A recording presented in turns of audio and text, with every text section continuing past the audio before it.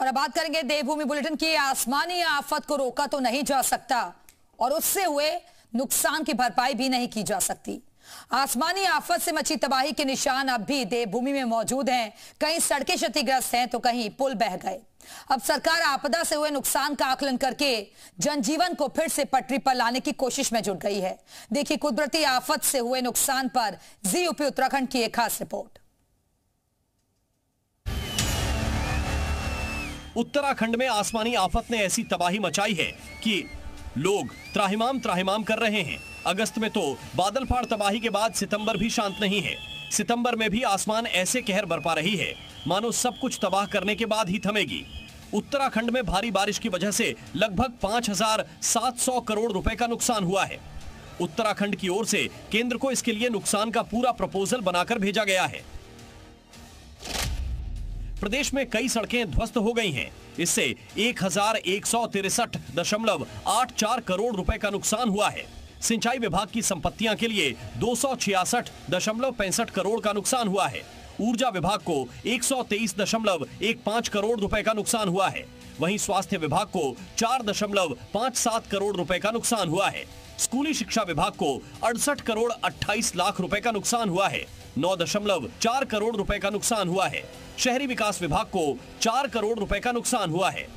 पशुपालन विभाग को 23.6 करोड़ रुपए का नुकसान हुआ है।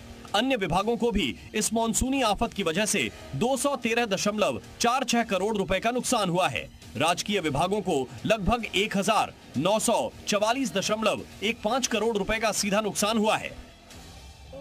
वहीं नुकसान का आकलन करने के बाद केंद्र सरकार को रिपोर्ट भेजी गई है। मुख्यमंत्री पुष्कर धामी का कहना है कि केंद्र से लगातार बातचीत हो रही है। गृह मंत्री अमित शाह से लेकर प्रधानमंत्री को प्रदेश में हुए नुकसान के बारे में पूरी जानकारी दी गई है। देखिए, पहले दिन ही जिस दिन हमारे यहाँ धराली में आपदा आई थी, धराली आपदा में ही आदरणीय प्रधानमंत्री जी ने और आदरणीय गृह मंत्री जी ने हमें पूरा भरोसा दिलाया था कि हर परिस्थिति में वो हमारे साथ खड़े होंगे। हर प्रकार की हमारे राज्य के लिए जो सहायता होगी, सहायता करेंगे। मुख्यमंत्री पुष्कर धामी का कहना है कि उत्तरकाशी, पिथौरागढ़, चमोली, पौड़ी, रुद्रप्रयाग, टिहरी, बागेश्वर में बारिश से अच्छा खासा नुकसान हुआ है। सड़कें, उपजाऊ जमीन बड़े पैमाने पर प्राकृतिक आपदा से प्रभावित है। हरिद्वार, ऊधम सिंह नगर जैसे मैदानी जनपदों में गंगा और अन्य नदियों के उफान के कारण किसानों को भी भारी नुकसान हुआ। लगभग 5700 करोड़ का आकलन किया है।